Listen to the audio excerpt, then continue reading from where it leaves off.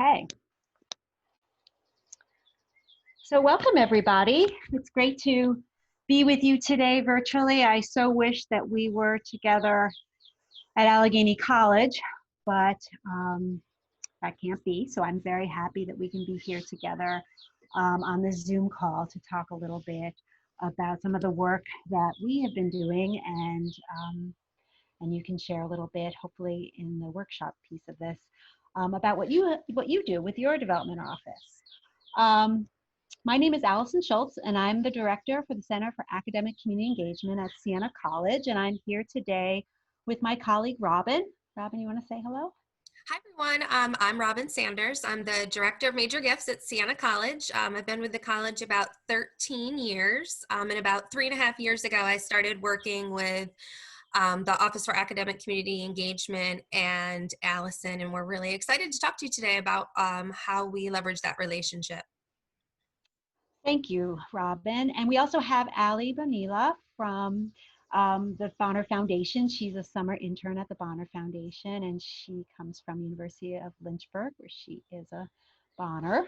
We're very happy to have her today. She's going to be our tech support. We not only need her, but we appreciate her very much. So thank you, Ali. So as Robin and I were putting together this presentation, we really focus on our relationship and the relationship building that we have done over the course of the last 3.5 years, and how you really had to build that strong, resilient relationship together in order to bring about great relationships with folks who are potential donors, folks who are current donors, because development is, as I've learned, is not for the meek. There's a lot of ups and downs, and there's a lot of challenges, and working together and building a strong relationship internally has really made the difference in bearing fruit for the initiatives that we have worked on over the course of the last 3.5 years. Oh, that doesn't work. Got to figure out how to move the slides. So before we really dig in, I wanted to share with you a little bit of what the next hour and a bit will look like. First, I'll kind of tell you a little bit about the Center for Academic Community Engagement at Siena College.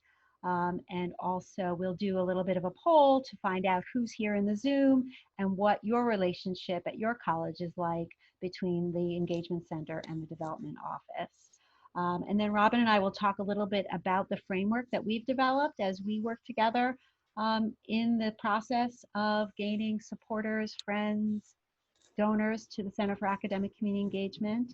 And we'll have some breakout time, and then we'll also share some case studies of some work that we've done together, so we can bring some examples to the work that we're talking about. So just to give you a little bit of background, the Center for Academic Community Engagement is also known as ACE, so you'll hear that term a lot in this presentation. ACE is a center on campus that runs 3 programs. We run out of the academic side of campus.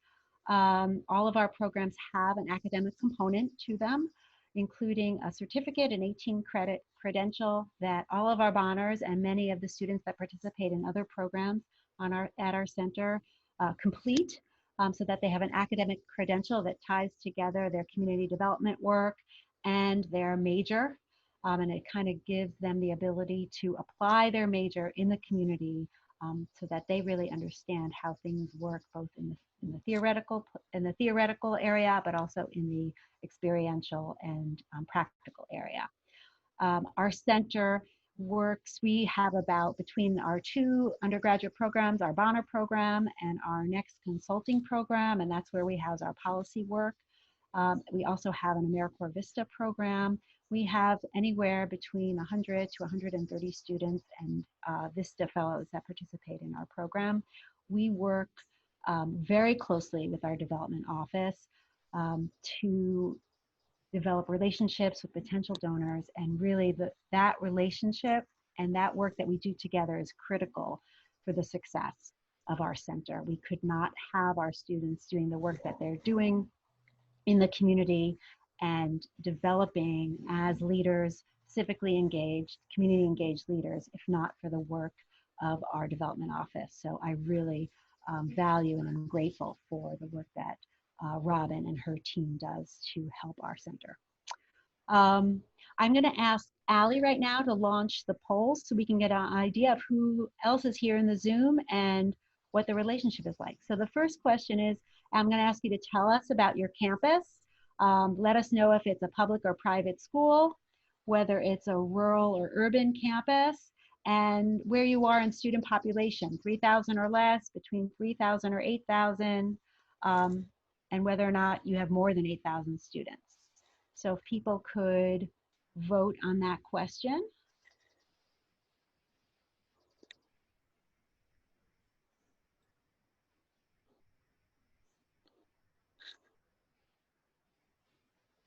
Then we have a second question. What is your role on campus? Are you a student? Are you a development professional, a faculty member, an engagement center professional, community partner, or other? On your campus, does the development office work with the engagement center? Yes, no, or don't know. And on a 1 to 5 scale, rate the strength of a relationship between your campus engagement center and the development office, where 1 is she won't take your calls, and where 5 is your BFFs.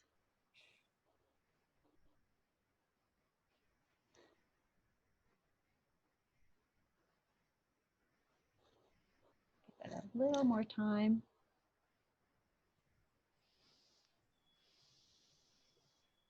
Waiting on 4 more people, and then I'll project the results. Okay.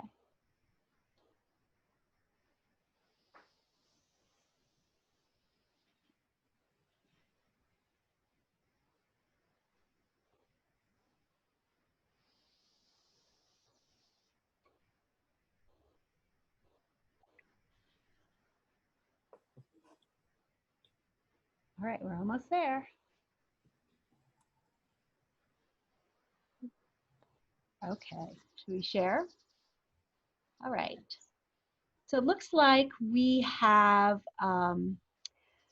primarily in the Zoom today, 88% come from private colleges, 12% from public. Rural, 28% come from rural, 20 from urban. And maybe we should have had a suburban because it sounds like maybe that's where the other areas would be. And then we have 64% from 3,000 student or less college or university, 16 from kind of a middle-sized school, and 12 from more than 8,000 student campus. So primarily small campuses. And we have mostly students in the mix here. Looks like we have some engagement center professionals and a couple, and one person who's other, didn't come under that area. And then we have 7%, I'm sorry, 28% said that their campus does work with their engagement office does work with their development office. One person, 4%, said no, they do not work together, and a good number don't know, which given the number of students in the Zoom today makes sense, because that might not be something they've been involved with yet. So that might be something that they just were not aware of. And then of the folks that did answer, it seems like there is a on a scale of rating the relationship, we have 16% that gave it a 4, 12% that gave it a 3, and 2% that gave it a 2, with, again, many people didn't know what the relationship was like, because that goes back to that large percentage of people that didn't really know about that relationship. So that gives us a good overview of where who's in the Zoom today. So thanks, Allie.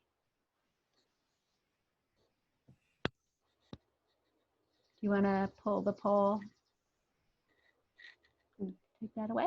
Okay. So as we were thinking about this this presentation, one of the things that I really thought about was over the past 5 years that I've worked with development and my role at ACE, most of that time with Robin, how complex and layered the relationship is to really bear fruit in these development initiatives.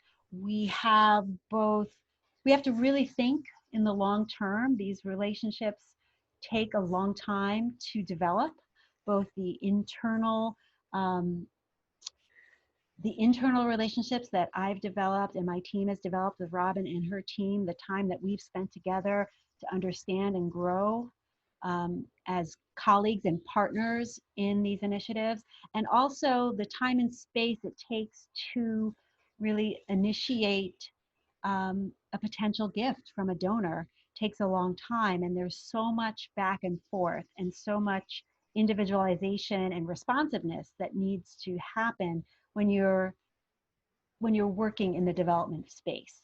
And I think that's been, if I would talk about developing a development relationship, it really is about building a strong relationship that is resilient over time, because it does take such a long time, and to get to really know the players and really to show your commitment to the work. Because once you show the commitment to the work of the center, the donors who are interested in working with you, um, you find them because the work is so compelling. Robin, do you want to share a little bit about the terms that we use in our framework? Yeah, definitely. So these are some development terms that we use in the development field all the time, and we found that they really also were very similar to the way that Alice and I created the relationship internally, as we do with external partners. These also these terms also, I'm trying to think of the word here and I'm totally losing my train of thought, were relevant. So when we talk about initiating the relationship, we're talking about when we first create a relationship or begin a relationship with an outside constituent who might be a potential funder to the Center for Academic Community Engagement. And that's kind of where we get things started. We share information, to figure out who some of those people might be. And we'll talk about each one of these terms specifically in the following slides. When we refer to cultivate, we mean growing the relationship. So once we've established and we get somebody connected, there's various ways that we go to continue to grow that relationship and continue to get them further engaged with the program and further interested in the work of the program, which will hopefully at the end of the cultivation stage lead to a gift to the program. And then when we refer to Steward, that's really about appreciation and gratitude and making sure to share the impact that a donor has on the specific program. And as Allison was saying, these terms also, we use them when we created the relationship between ACE and the development office. Allison and I spent a lot of time, just getting to know one another and starting our relationship, and then building on that relationship and working together as we ask and steward our donors for support of the center. And I think just to add in there, the fact that we have that strong relationship when things don't work out, because not every ask or every proposal comes to a positive end. But because we have grown our internal relationship, we're able to kind of pick up the pieces and move forward and figure out what, if this proposal A didn't work, let's focus on proposal B. And it helps us move forward to the next opportunity. So as we dive deeper into these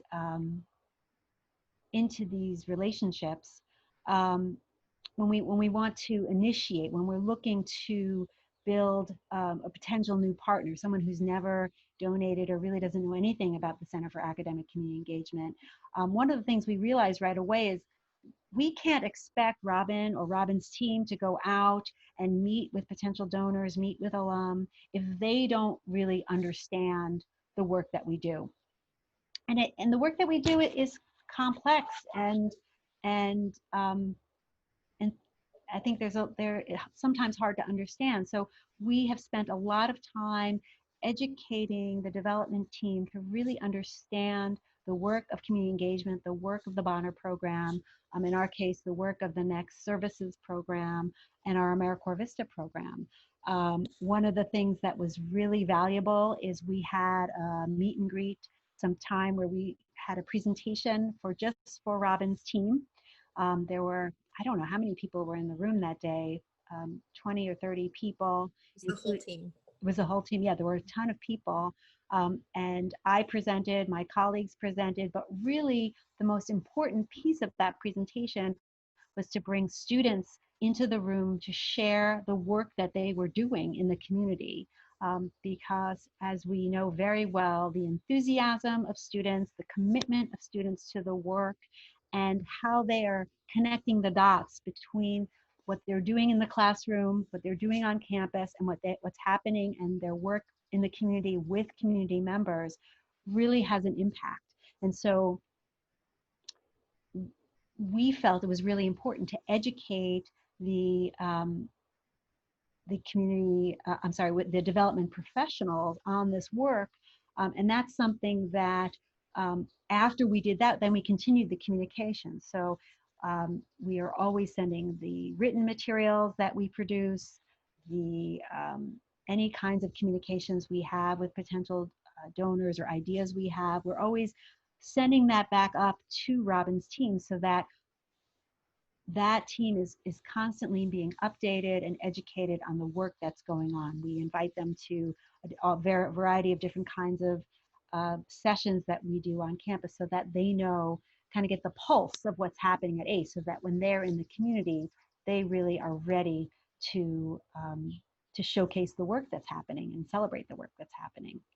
Yeah, and we found that that education was key because, you know, when we're meeting with prospects, there's not a lot of prospects who have graduated from our program. You don't necessarily have a major in community engagement. I mean, we have a certificate now, but those alums are going to be much younger, and they're not going to be the major funders to our program.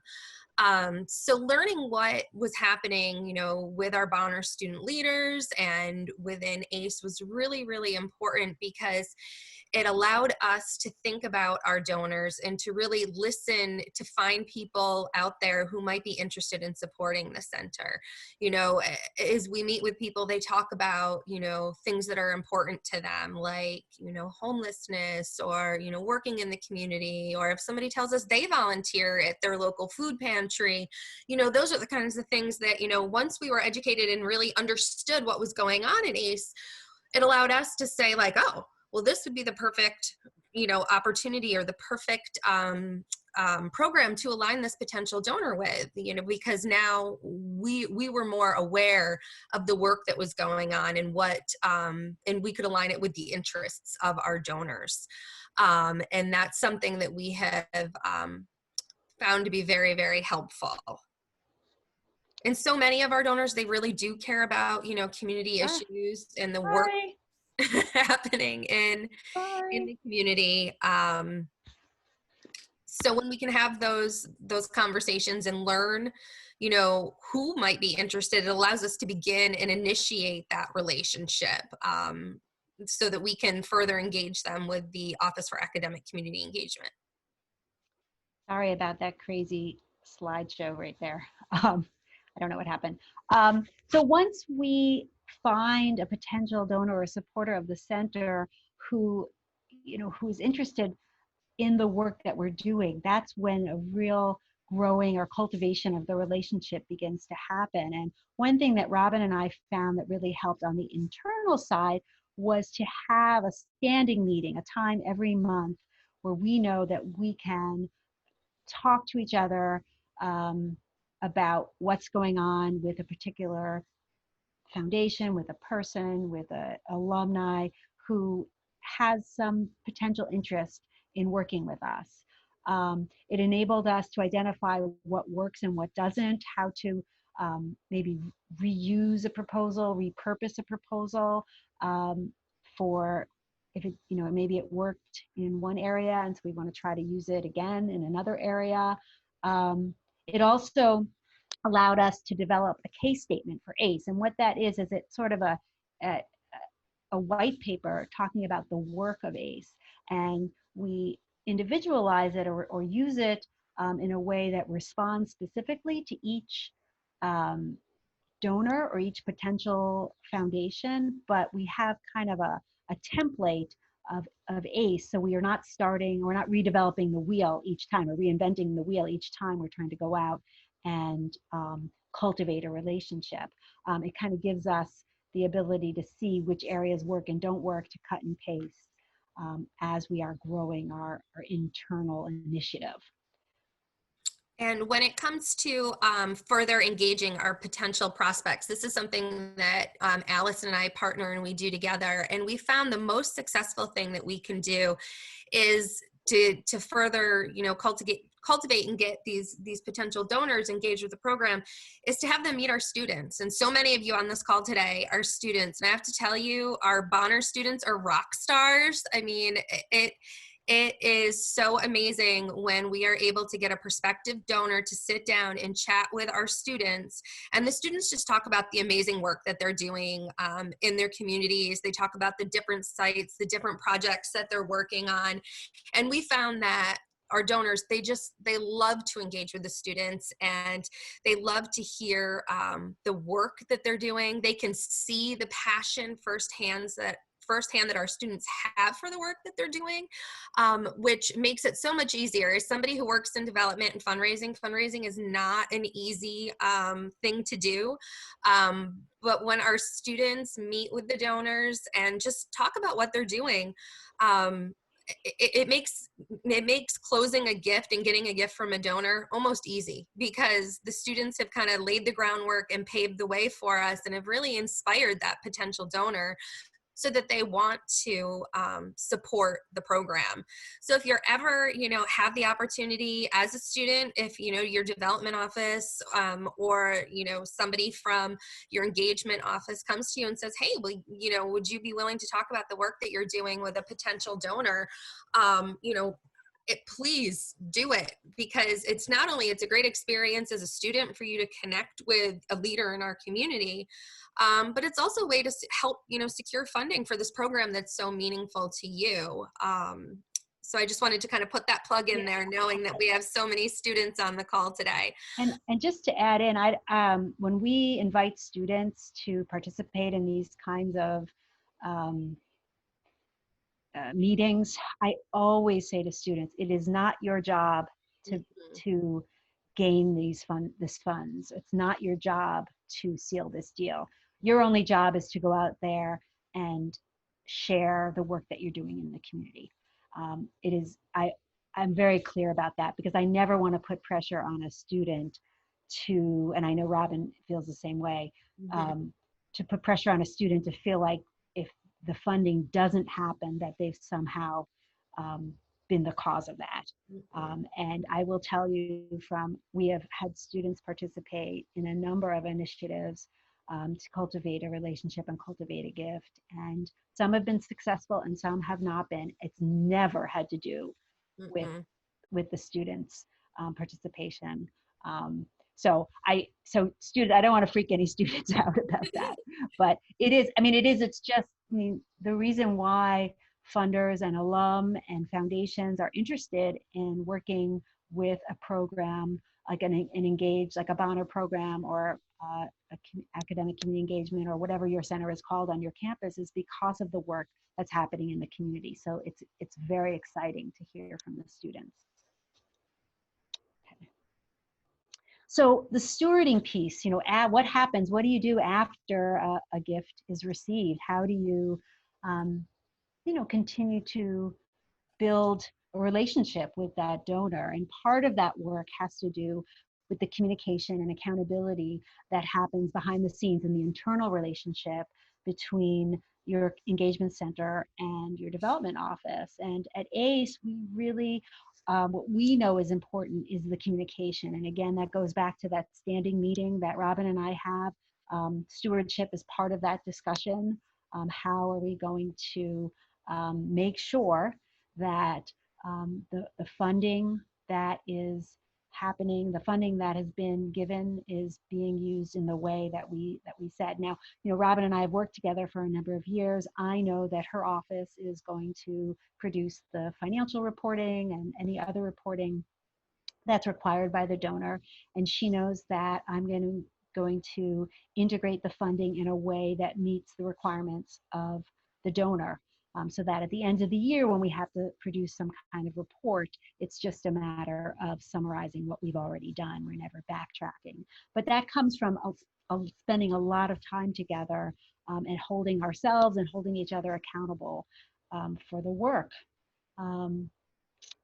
that we do with a donor to the center.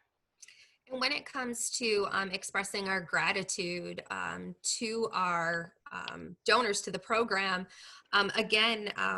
we often engage them with our students and allow the students the opportunity to also say thank you and let them know the impact that they're making. And it's really easy when the students tell them about their projects and what they're doing in the community and the change that they're implementing.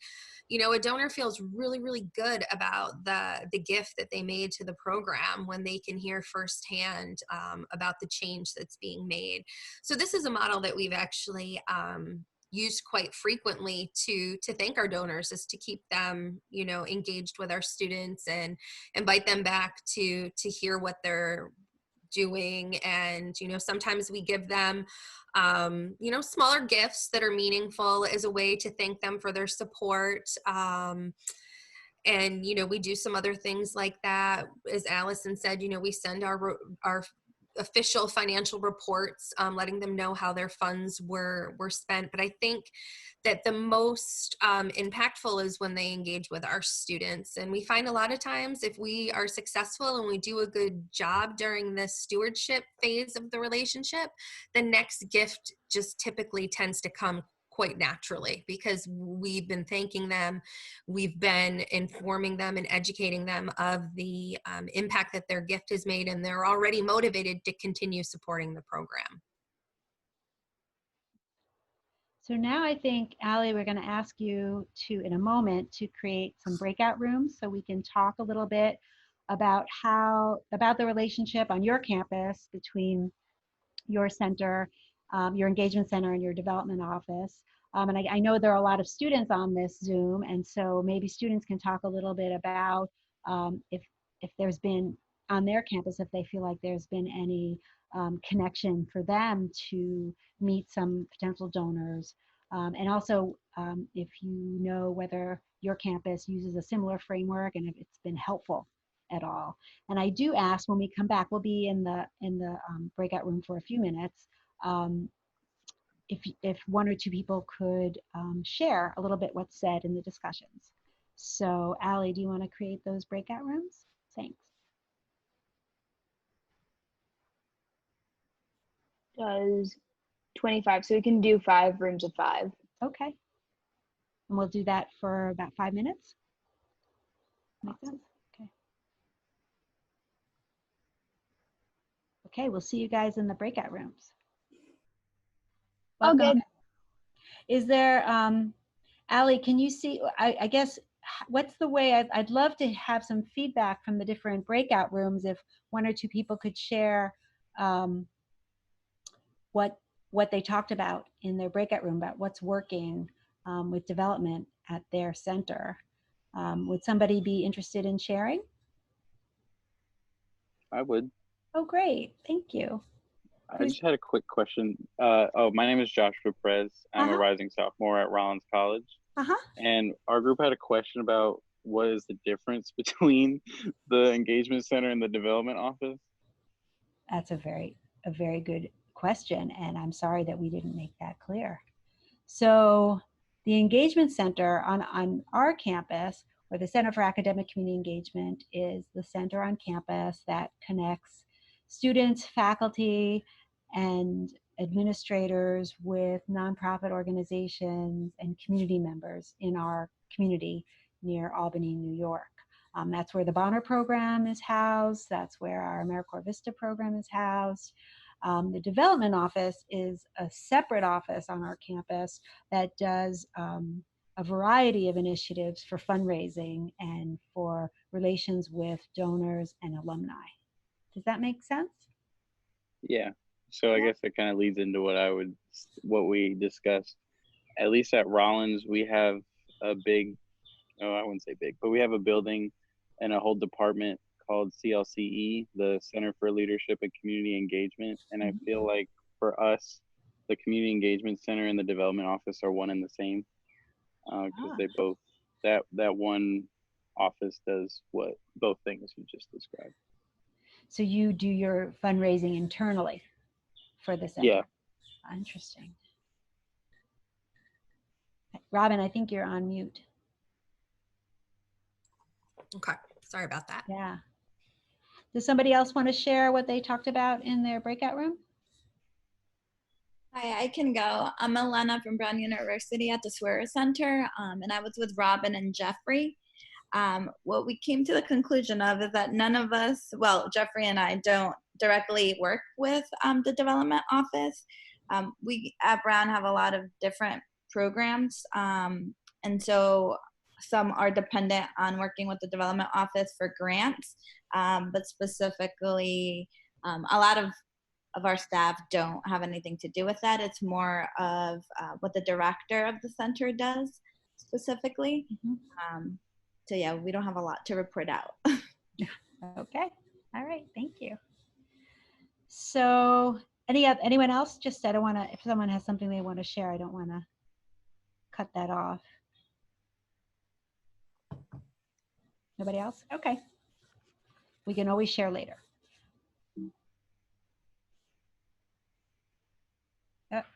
Okay, so now we're going to bring you through some case studies of some timelines of how some relationships, internal and external relationships, brought about some fruitful support for the center.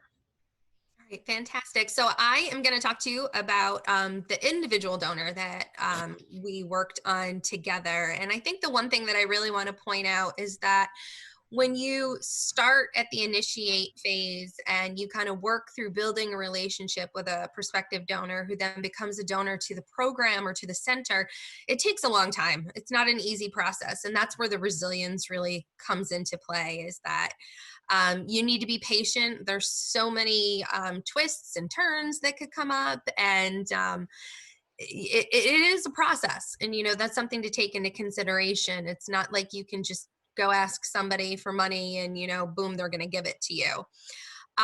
So I wanted to walk you through this specific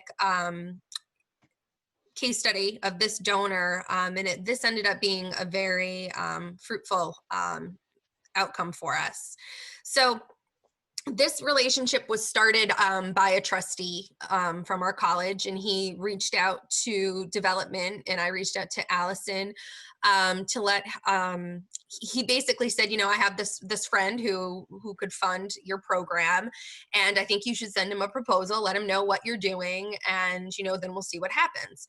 And I right off the bat, I didn't love that idea because it totally goes against everything we already told you. But, you know, we did what the trustee had requested, and, you know, Allison and I got together, and, you know, based on what the trustee told us, we put together a proposal and we submitted it to the potential donor. In March, the donor said, yeah, you know, I'll meet. So Allison and one of my colleagues in development went to meet with the donor, and the proposal that we had presented, he made it very clear he was not interested in that type of program. It was a program that was centered around policy issues. And, you know, he made it very clear that that wasn't something that was important to him, that he was much more, we're from Albany, New York, and he was much more interested in some of the work that was going on in the inner city of Albany. And luckily, Allison was there to kind of pivot that discussion and talk about what a lot of our Bonner student service leaders were doing in Albany and some of the nonprofits that they were working with and some of the projects that they were working on, which can allow the donor to continue to stay engaged with what we were sharing with him. If the development person had been there alone, they might not have been able to kind of make that pivot. And it is possible that at that point, that early on, we could have potentially lost the gift. But because we value that relationship that we have together and we partner together, it allowed us, for some success. So after that meeting, Allison actually got a lot of homework, if you will, from this specific donor who really wanted to take a deep dive into the work that our Bonner students were doing at these organizations, and had some questions for her about those specific organizations. So she spent a lot of time sharing information with him about the work that our students were doing. Then in October, we submitted a follow-up proposal because we had now taken the time to really learn what mattered and what this potential donor cared about. So we submitted that proposal in October of 2018. And in the proposal, we also included 9 letters of support from our community partners that we work with, which I think was really, really helpful in getting his attention. And in our can I just add, Rob, and I agree with you. And for this particular donor, it was really important that the fact that we worked with other organizations that he funded. And so he wanted to know from the people that he knew, because Albany is sometimes called Smallbany. We're a small place. He wanted to hear from the people that he knew and trusted about the work that was happening. Yeah, no, that's a really good point, Allison. So in that letter, in that proposal that we submitted in October, we invited this potential donor to come to campus to meet with our students, as we had talked about previously. And he did come back to campus with that trustee that originally suggested that we engage with him. And he had a wonderful visit to campus, met with a lot of our Bonner student leaders to hear about the work that they were doing, was really engaged in the conversation with them. While we had him on campus, we also used it as an opportunity to introduce him to our college president. So he had lunch with the president of the college, myself, and the trustee joined us as well. So it was just a way for us to kind of deepen that relationship, not only with the Center for Academic Community Engagement, but also with the college. So from there, we heard back from the donor in January of 2019, and he let us know that, he was so moved and so impressed with the work that our students were doing that he wanted to make a 6-figure gift to our program. And the gift was actually used. Our campus is a little bit outside of the inner city of Albany, and we needed additional funding for transportation for our Bonner students to get into the city, and that's what he was helping us with. So he made that commitment. Obviously, we sent letters of thanks from Allison, from myself, from the president of the college, and we wanted to keep engaging him and showing him the impact of his gifts. So we invited him to come back in April of 2019 to one of the weekly Bonner meetings with our Bonner students. And it was really casual. We had pizza, we had cookies, and he came to the meeting, and he had an awesome time just engaging with the students and hearing about the work that they've been doing. And again, we just continued, after that meeting to, keep in touch with him. And we formally, in November of 2019, sent out our reports, just letting him know the financials of, how we had spent the money, thanking him again for his support. And that's something that Allison and my office worked on together. And we, again, invited him to come to campus to engage with our students. I think it's important to point out that we want to continue to grow and build the relationship, and we don't want our donors to think like we're always just coming to ask, that we truly appreciate their partnership, and we want them to feel that they are a partner. And this is one of the ways that we do that. So in February of 2020, we had this particular donor back on campus again, engaging with our students. There was a lot of really thoughtful, passionate discussion that took place during this meeting. And we're hoping that if we continue to move forward in the way that we are, that we will be able to secure a second gift from this donor. And since there are a lot of students on here, I just want to say that the students have really, helped us with this support and have played a real key role in bringing this donor along. So this is a picture from that first visit where we gave our donor a little gift. That's a Siena College Bonner Service Leaders Fleece. And you can kind of can see the look on everybody's faces. We were laughing, we were having a really good time. He was really touched, I think, by the offer of, it was just really a token, but the smiles on everybody's faces, I think, show, that picture speaks 1,000 words. And I think it was a great time. Great time. Yeah. So we have a second case study where we're working with the foundation, and this also started in 2018, in early May 2018, and we were shared, was a kind of a friend of a friend thing. We had our manager of our Vista program, her husband worked at a very low income rural school district that had funding from a foundation that was based very close to our campus.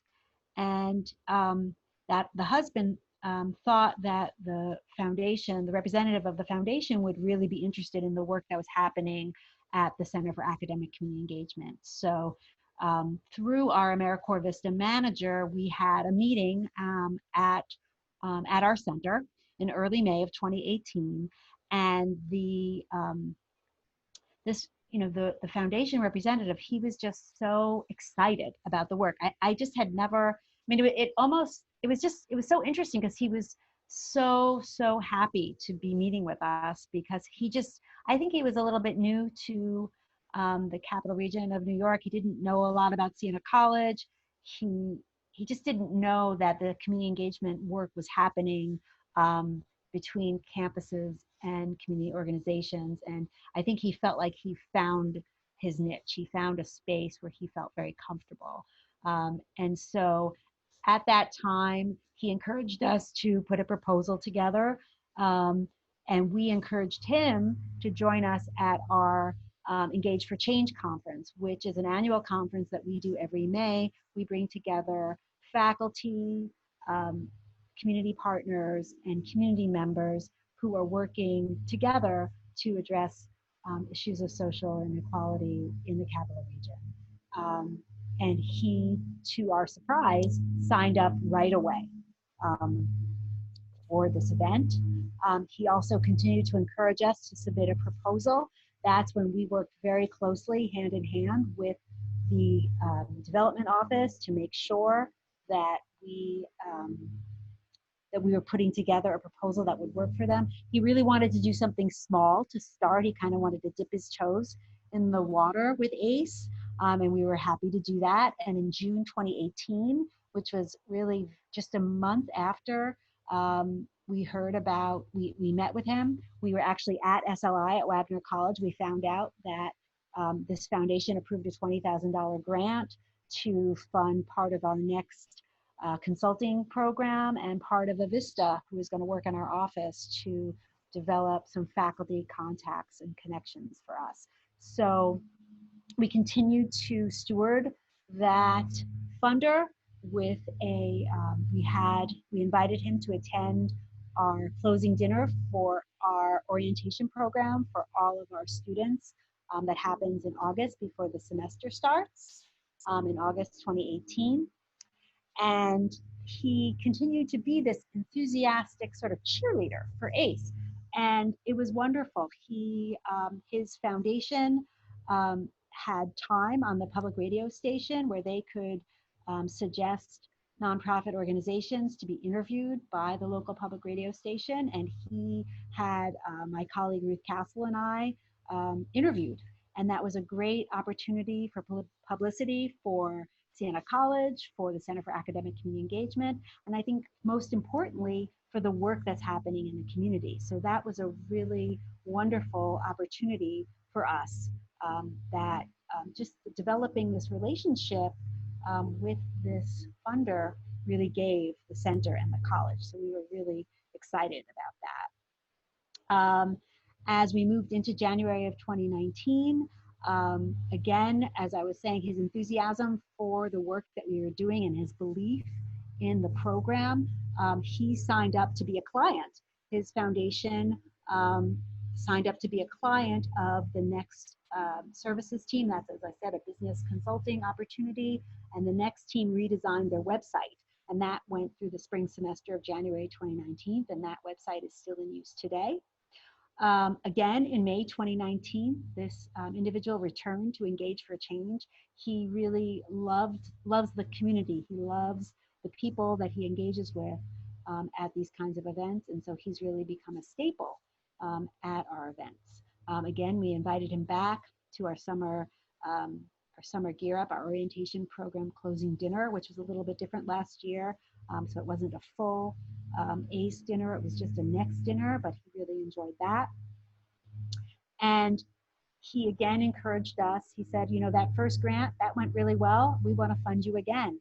And so we went back to our friends at Development, who really helped us to develop a great proposal, this time for $30,000 to fund some summer research that's happening this summer, summer of 2020, and to continue funding for our Vista. And now, as the spring of 2020 happened, you know, he was very concerned about what the impact of the pandemic and also the protests and things that are happening in our city and the systemic racism that goes on all over our country. He was very concerned to make sure that his foundation was working with our center to impact the community in a positive way. And so we're right now working again with Development, our friends in Development, and with this foundation to develop a proposal that will hopefully have an impact in the community post-COVID and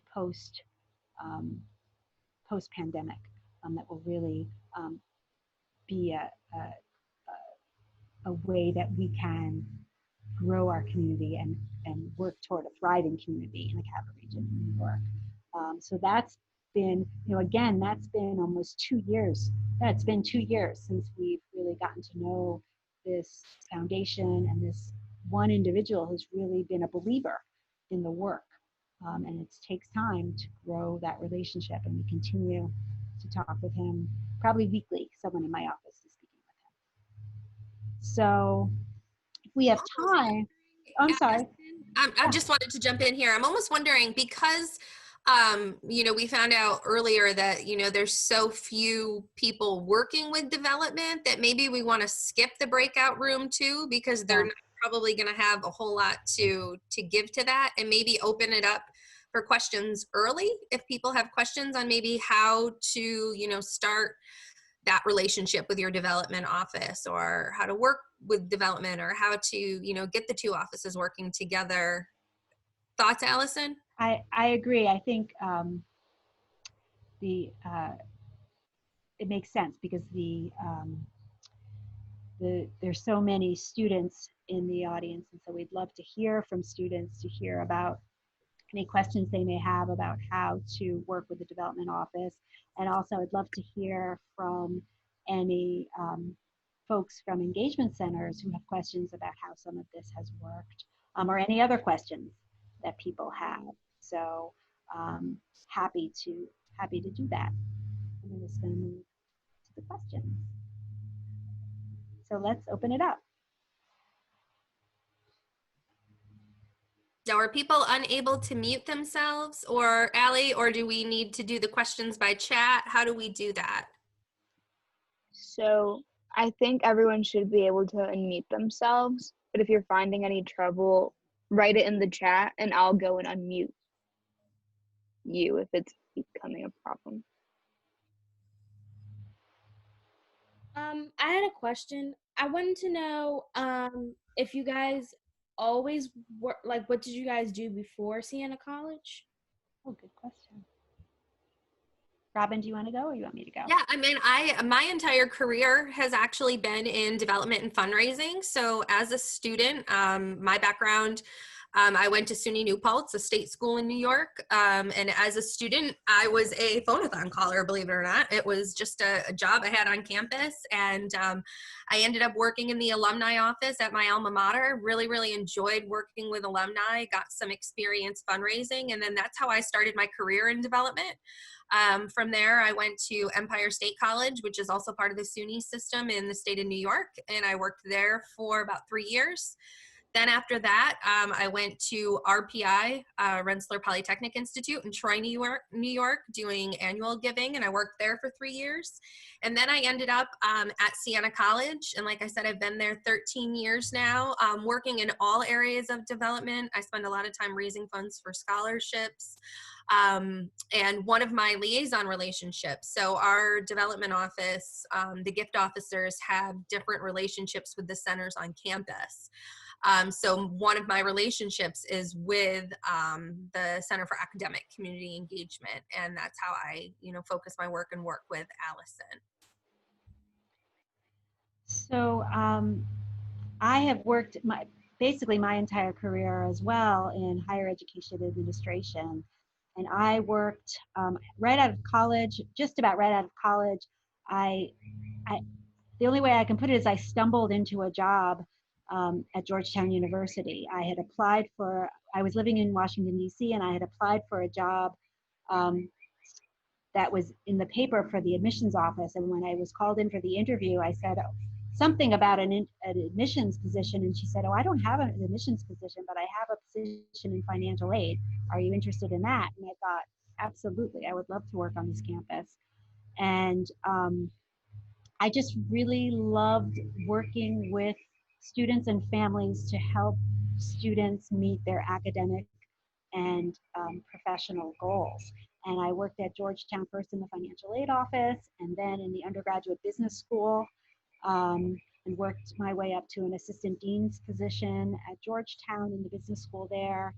And then took a little time off after I had my third child, just to I could barely get out the door, so it was just impossible to get to work. And in the meantime, my husband and I relocated to upstate New York. And while I was not able to work full-time for a little bit of that time, I started my own consulting business working with students in the college admissions process. And while I was doing that, an opportunity came up at Siena College to work in the undergraduate dean's office in the School of Liberal Arts. And that was a great opportunity to get into a community that was just a strong, generous, giving community. It's been a really wonderful place to work. And about 5 years ago, I was recruited to move over to academic community engagement as they restructured. And that was a great opportunity. While I loved working with students at academic advising and advising on study abroad, I was ready for a new challenge. And just as much as I loved my first position in financial aid, where I was really helping students to solve problems every day, I felt again like I had found my niche and found the work that I really love once I moved over to academic community engagement. And that's been really, I'm so grateful for being part of this community for the last 5 years.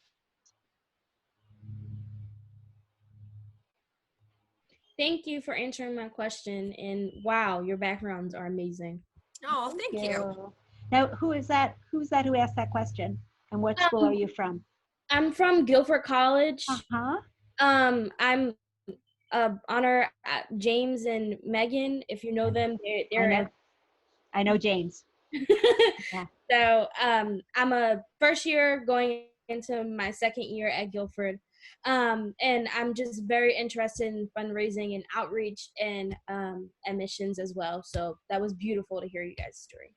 Great. Well, thank you. Thank you for asking. Any other questions?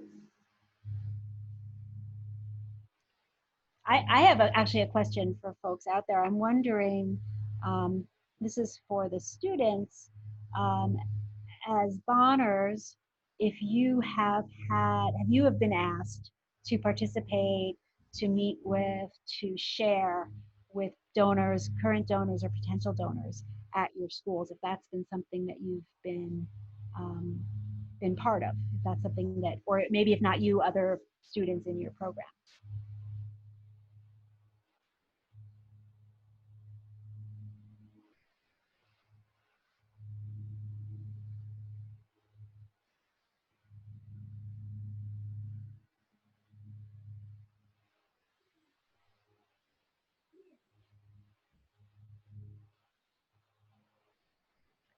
I guess not. That's okay. That's okay. I actually have a question for you guys. Of course. Allison, I was in your breakout room, so I guess you kind of heard a little bit, but I'm from the University of Houston, and we're a public college, and so I think that kind of affects how our funding comes in, and we're under the honors college, so we get funding from them usually, but we don't, like, even as being a senior intern, we don't really hear much about budget and like bringing in donors. So if I were to talk to my director about taking a step into bringing in donors, if that was a possibility for our circumstances, how would you propose that we like start? Good question. Very good question. You want me to start? Yeah, please. I think probably the best bet would be to have your director and reach out to the development office and, you know, just kind of start initiating that relationship and, you know, letting them know what you might potentially need funding for so that you can kind of start that dialogue. And I would add that, you know, it's really, I'm really happy to share some of these, you know, the ways that we've approached partners, ways that we have asked students to participate, and happy to speak with your program director at any time. You know, because it's, you know, the Bonner program is, while we are a network of 70 colleges, there are, you know, more than 3,000 colleges in the country. It's an unusual program, and people don't know about it typically. And so I'd be happy to share some of the techniques that have with your program. Who's your program director? You may know Andrew Hamilton. He was the founder of our program, but now we're under the direction of Dr. Douglas Irving. Okay, so I haven't met him. Yeah, this is his first year, so. Yeah, I mean, so he is going to have many opportunities to meet with lots of different people within the network, but please tell him you went to this, to this session, and that, you know, Siena College folks would be happy to share some of the work that we do to develop and cultivate relationships with potential donors, because it's so local, you know. I mean, it's not a competition, it's really so local. Right. Thank you. No, that's really Very helpful. welcome. I'll definitely talk to him. I'm actually meeting with him after this conference ends. Oh, good. Thank you. You're very welcome.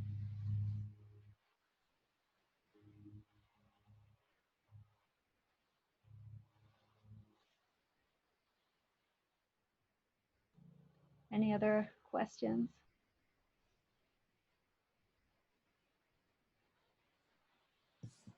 I don't have a question. I just want to say that I work for Rutgers University for the Collaborative Center, the Rutgers New Brunswick. I should differentiate because we do have three different, very distinct campuses. And we went through a big reorganization. Obviously, our sort of structure at the university, being that it's very large, is a little bit different than Siena. So we don't quite have like a development office, but I was sort of able to identify who is our development office. And I think because we went through this reorganization, we're in a position now, I think, to engage in this kind of work and actually have some support from, you know, our development office. And so this was really helpful in starting that sort of thought process for me and for our office. So thank you. Oh, you're so welcome. And as you start kind of moving through the process, if you have questions, I mean, please don't hesitate to email us and reach out. We're happy to answer any questions you might have or help along the way. I wrote your name down in my planner, so it's Good. you'll likely hear from me. Thank you. Great. Very Good good. luck. Thanks a lot.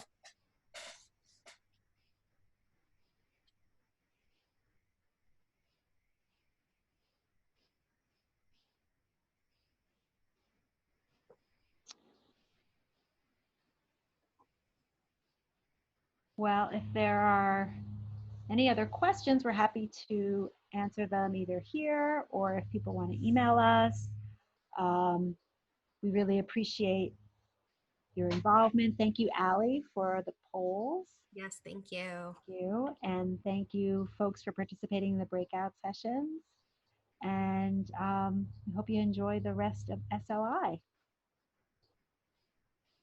Thanks a lot. Great. Thank you. Thank you, everyone. Weekend. Take care. Bye-bye. Thank you. Thanks.